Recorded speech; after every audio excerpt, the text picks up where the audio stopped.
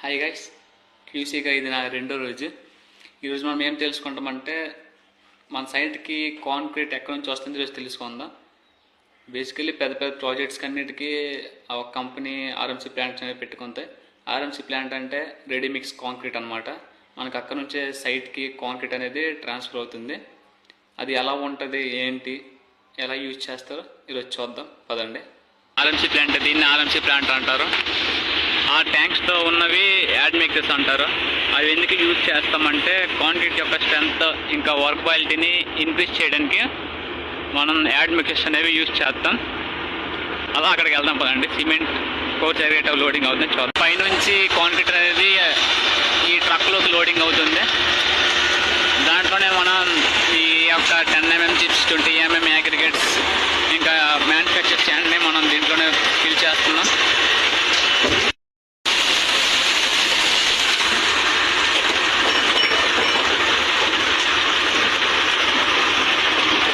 ఇంకోటి ఉంది, దీంట్లో మనకి లోడింగ్ అవుతుంది. దీని కెపాసిటీ 0.5 మీటర్ క్యూబ్ అంట. ఇంకోటి ఇక్కడ నుంచి ఆర్ఎంసీ ప్లాంట్ అంతా ఆపరేట్ చేస్తారు.